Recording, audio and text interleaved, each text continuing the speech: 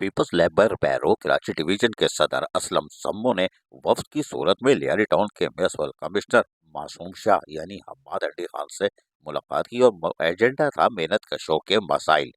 وفد میں بیرو جنوبی کے صدر زاہد بلوچ، جنرل سیکرٹری غلام نبی لاسی، پیپلز لیبر یونین جنوبی کے صدر میر اکرم بلوچ، نائب صدر عمران بلوچ، نائب صدر دویم صادق اور دیگر موجود تھے۔ اس موقع پر اسلم سمو نے کہا کہ کانٹریکٹ ملازمین کی گزشتہ ایک سال رکی ہوئی تنخواہیں 50% بروز منگل ادائیگی اور کانٹریکٹ ریونیو کو ماہ مارچ میں کرنے کی یقین دہانی آپ کروا دیں۔ اساتذہ کو ٹائم اسکیل کی فوری منظوری ایجنڈے میں شامل تھی۔ پرموشن کیسز ٹی پی سی تیار کر کے لوکل گورنمنٹ لیٹر جاری کرنے کی یقین دہانی بھی کروا لی گئی۔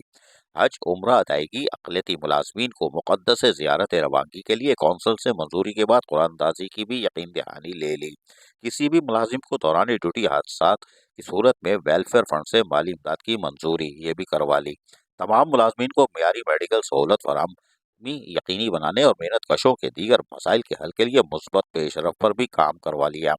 وقت میں additional director sir Nabi Bakhsh Baloch, medical superintendent Sunita Das, deputy information Karachi Mansoor Qaskeli, P L P Imran Jamali, Lala Aslam Jamil, motor vehicle committee کے طارق محمود دوست، ایجوکیشن کمیٹی کے Y Shah, B and R کے محنت کشوں نے شرکت کی تھی اور معصوم شاہ یعنی میونسپل کمشنر سیدہ سعادہ بچہ اس کو اسلم سمو نے وفد کی صورت میں جا کے گھیر لیا۔ اسلم سمو اٹھا، اسلم سمو اٹھا، اب جا کے تم نے اس کو اتنا پریشر ڈالا سبھی منظور کرا لیا۔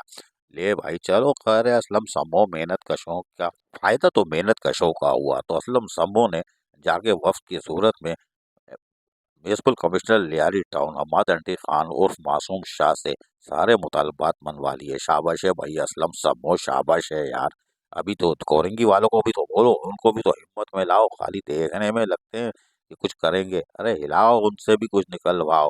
لیکن اسلم سمو نے لیاری ٹاؤن میں محنت کشوں کے جائز حقوق اور مفادات کا آج پھر تحفظ کر دیا۔ عزیز عارف، کے بی ایس بلدیاتی نیوز کراچی۔